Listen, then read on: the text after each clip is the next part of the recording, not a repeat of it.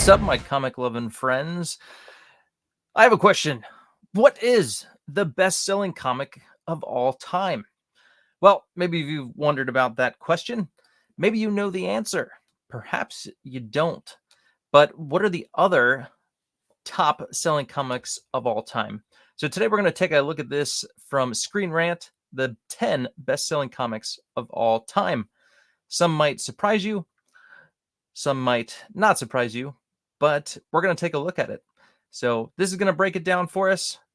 Going through it, there's been a few that have surprised me and others that didn't, but it's a cool look back at history about the comics we love, and it's going to be a fun time. So let's go ahead and take a look. Again, this is from Screen Rant. What are the top 10 best-selling comics of all time? Let's start with number 10. Batman, the 10-cent adventure, number 1, 2002. Sold 700,002 copies. Batman, the 10-cent adventure. Very kind of iconic cover by Johnson. I recognize that signature. Is that Dan Johnson? I forget his first name. Anywho, as the comic's title promised, this Batman one-shot cost only 10 cents an issue. Wow, which is surprising in 2002. The single issue, created by Greg Rucka and Rick Burchett, features Bruce Wayne on a date with his bodyguard, Sacha Bordeaux, who's trying to help him overcome his breakup with Vesper Fairchild. It all seems quite quiet and normal for a Batman story until Bruce and Sacha return to Wayne Manor to find Vesper's dead body. And the GCPD, Gotham City Police Department, immediately arrests them both. The shocking one-shot was a prequel to the Bruce Wayne murder storyline, where the Bat family helps solve this murder mystery and find the real killer. Now, number 9 was pretty surprising to me. Another one from 2002, Fantastic Four, number 60.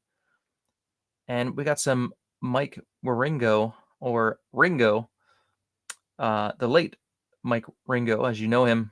And this is a fantastic cover that I've never, ever seen. But this looks like a very cool issue. Great cover. So this is Fantastic Four number 60. 700,000, 752,000 copies sold. Wow. So Marvel's first family gets a fresh start for the 2000s. Very interesting. Yeah, I've never even seen this cover before. So, and this is number 9. 752,000 copies. Wow. So Mark Waid, Mike Wieringo reduced Marvel's first family to Fantastic Four through the point of view of their new PR manager.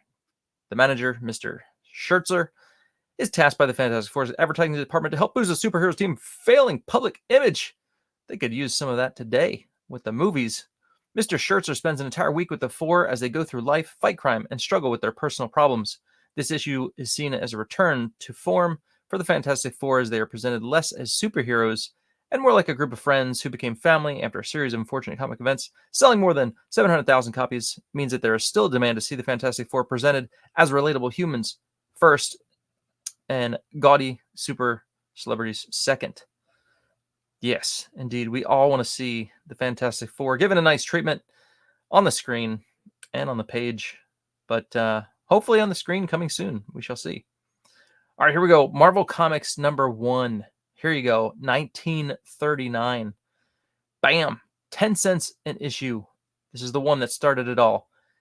880,000 copies sold. Human Torch, the Angel, Submariner, Masked Raider.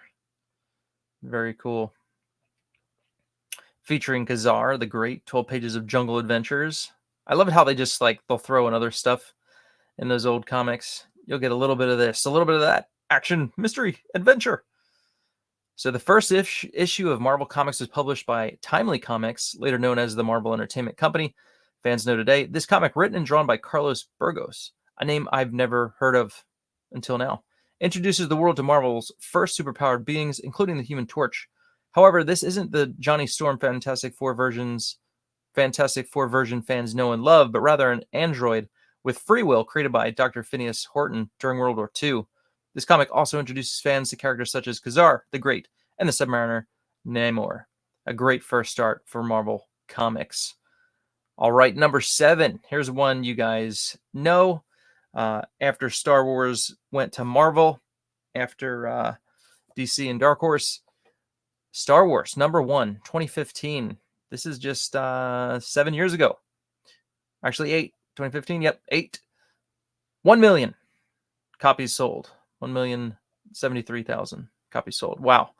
The epic original saga continues with a new company. We got some pictures here. Let's check this out. Boom. And I do have this issue. I made sure, just in case, for posterity's sake, I wanted to have these issues just in case for some reason they became valuable. After going to Marvel, I picked them up. Oop, wrong one. Come on. Click it. There you go. Quesada.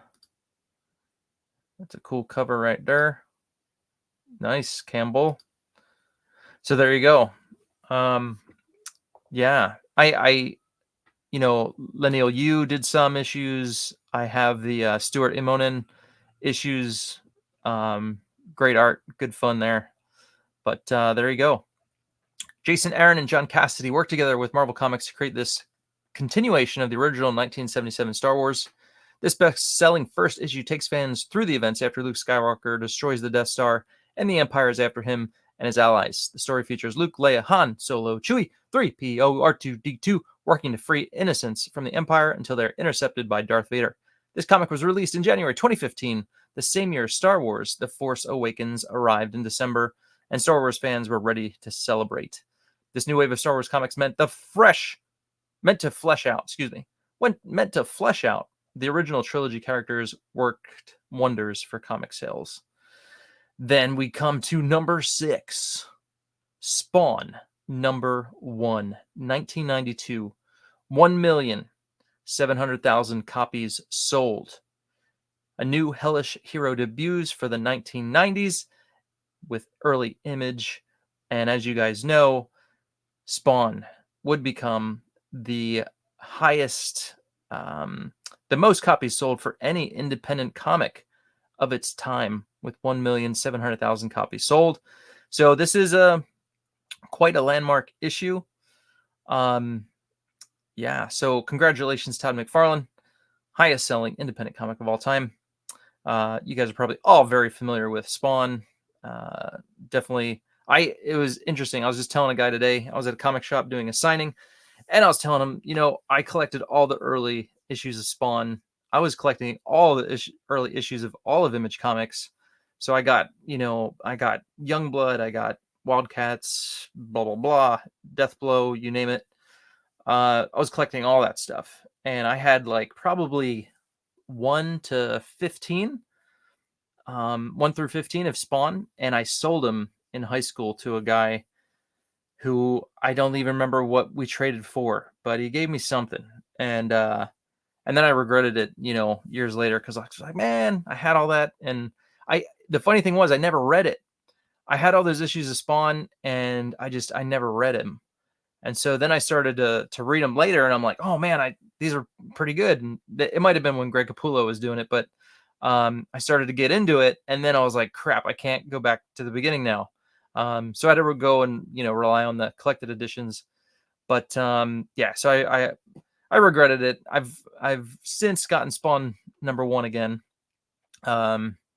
But yeah, so anywho, so Todd McFarlane makes his childhood dream anti-hero a reality in one of the biggest comic book debuts ever.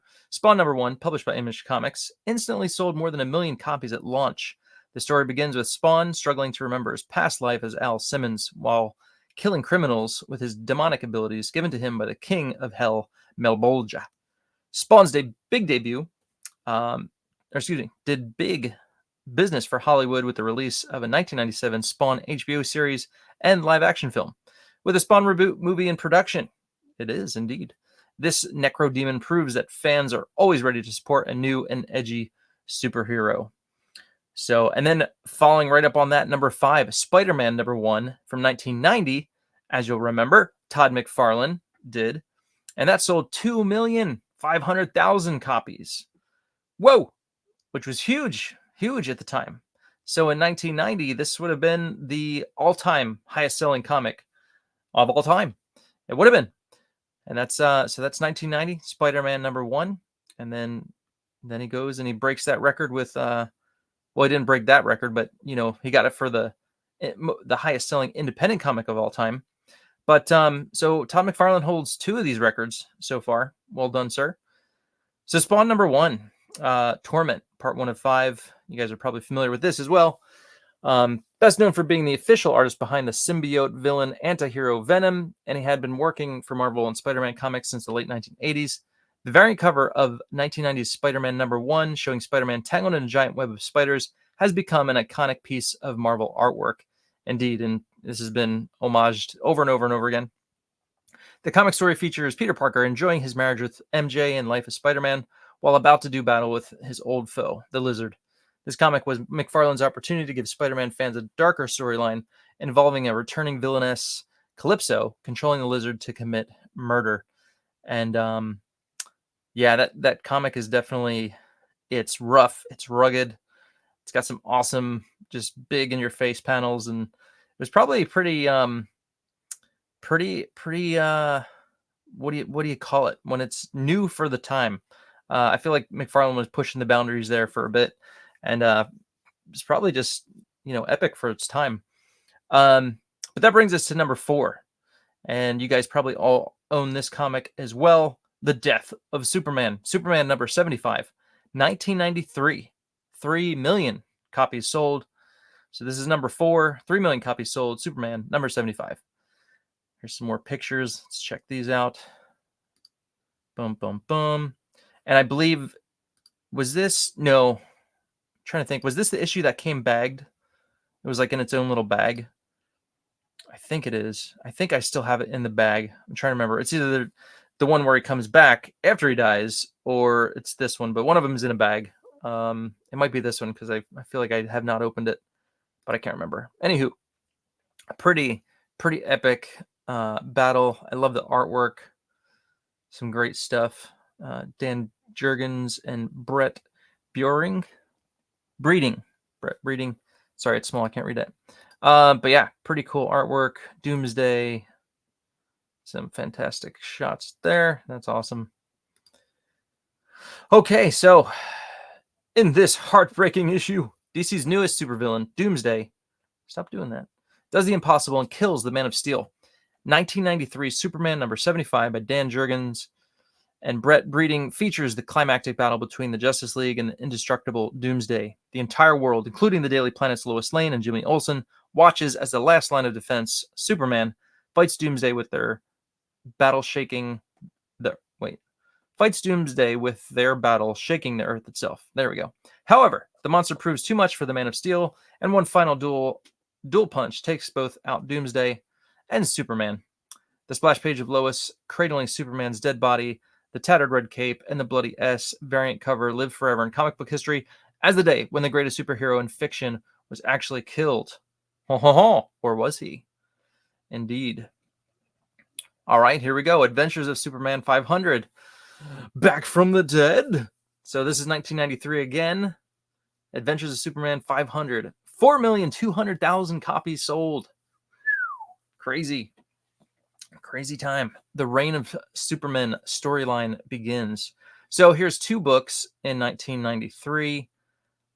Spider-Man was 1990. So the 90s are booming, man. Comic sales are high here. Some more pictures we could look at. Whoa, the coffin is empty. Ho now. And then, of course, you had all these. I remember all these other Supermen that were born. You got the cybernetic dude in the background, the younger kid-looking version, all this stuff. Newer Supermen. Yeah, I didn't read these. I just remember them. I probably bought some and I have the covers, but couldn't tell you much after that. Less than a year after the death of Superman, DC Comics sets up the pieces for the resurrection of Superman. This milestone 500th issue by Jerry Ordway and Tom Grummett sees Jonathan Kent, have a heart attack, and while at the hospital, he sees his son Clark in the afterlife. After having a literal tug of war with Clark's soul against Jor-El, Jonathan snaps out of his coma and tells Martha Kent that their son is alive. To add to the drama, Superman's body is missing from his coffin, leading to 4 different Supermen claiming to be the real Man of Steel. Yeah, how about all that? 4 different Supermen claiming to be the real Man of Steel. The Metropolis Kid, John Henry Irons / Steel. Steel, that's right. Yeah, didn't they made a movie of that, right? With Shaquille O'Neal, Steel. The Last Son of Krypton and Hank Henshaw / Cyborg Superman debuted in this issue, launching the infamous Reign of the Supermen storyline. So, again, I wish I could remember more of that. I just remember all the different Supermen that popped up after Superman died. It's like, whoa, we went from 1 to now having 4. Pretty crazy. All right, guys, now you all know this one. Here you go. 1991, 5 million copies sold. X-Force #1. Rob Liefeld's amazing run here on the X-Force. Well, this isn't even the run. This is right off the ground, hitting the ground running. 5 million copies sold. So they rebrand the next generation of mutant antiheroes with you guys know who, Cable, and all those awesome characters.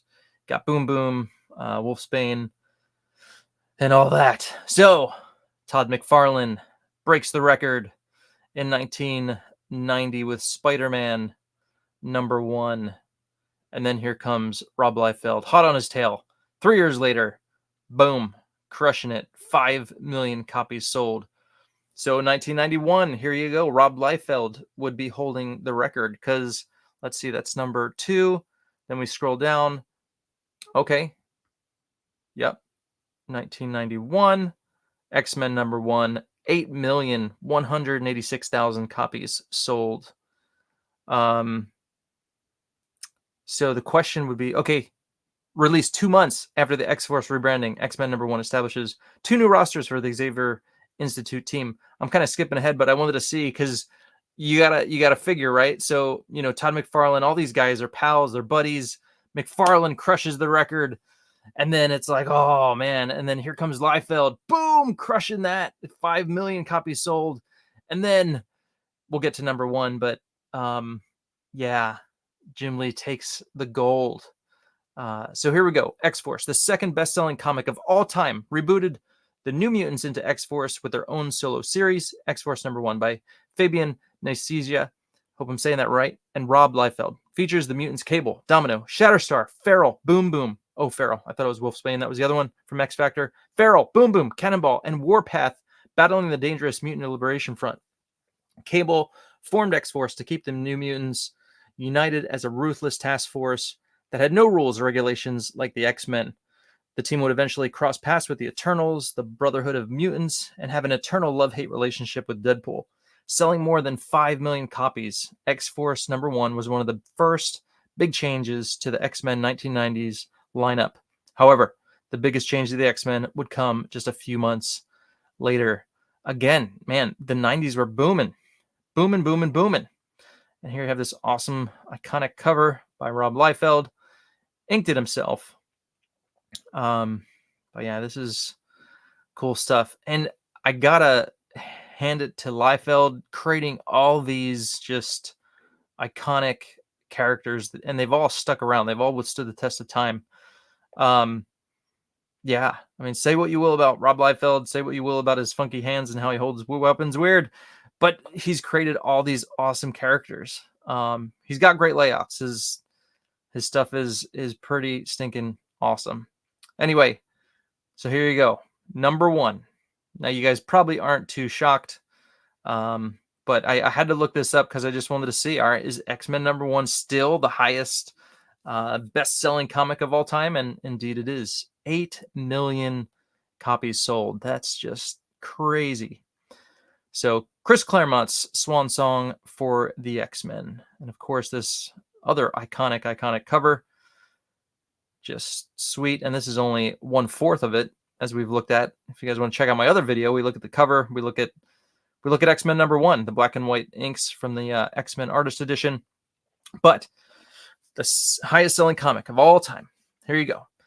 1991's X-Men #1 by legendary Chris Claremont and Jim Lee. Released 2 months after the X-Force rebranding, X-Men #1 establishes 2 new rosters for the Xavier Institute team, a blue team consisting of Cyclops, Wolverine, Beast, Rogue, Psylocke, and Gambit, and a gold team with Storm, Jean Grey, Archangel, Colossus, and Iceman.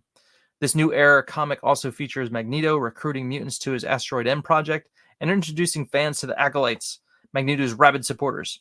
However, this issue would remain a timeless classic as the beginning of the end for the Chris Claremont's 16-year career on the X-Men series. 16 years. Gosh. And I haven't even I have not gone back. I've gone back a little bit. I picked up probably around gosh, I know I've read 268, iconic classic. So around that time, that's where I picked up. I still need to go back further. I need to get one of these omnibuses and check out all of Chris Claremont's work, stuff he did with John Byrne. I need to do that because I have not yet done it. I'm still a young lad, really, and I have to go back further than when I started collecting comics, which was late 80s, early 90s. But anywho, selling more than 8 million copies, the two X-Men teams battling Magneto and the Acolytes is a huge thank you for the X-Men fans after a wonderful ride with Chris Claremont. With 3 million more copies sold than the second highest selling comic book, this issue sets a high bar that publishers like DC, Marvel, or Image Comics will have a tough time surpassing. So, there you go. X-Men #1. This beaut, still #1 after all these many years. And so there you go. These are the highest selling comics of all time.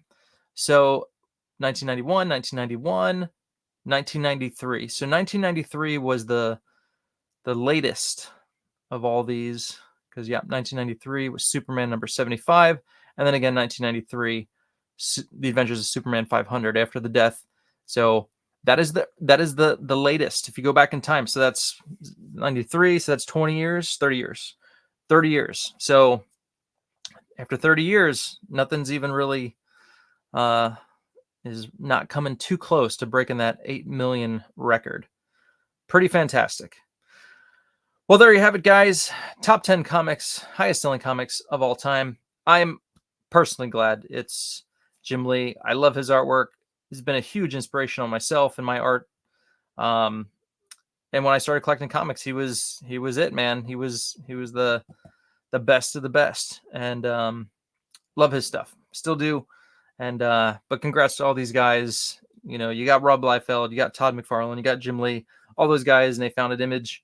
Fun times, man. Fun times to be alive. Fun times to be a comic collector and an artist like myself. Great stuff. So anywho, we shall see what the future holds. But thanks for hanging out with me. Thanks for checking out this video. And till next time, I will see you all. Be good, behave, and have a great Merry Christmas if I don't see you or do anything before then, guys. Thank you so much for subscribing. I'm up to 1,000 subscribers. That's awesome. Thank you so much. Big thank you to you guys for checking out these videos, for subscribing and liking. Wouldn't want to do this stuff without you. I'm glad you're enjoying it, and I'm glad you're here. So take care until next time. Peace.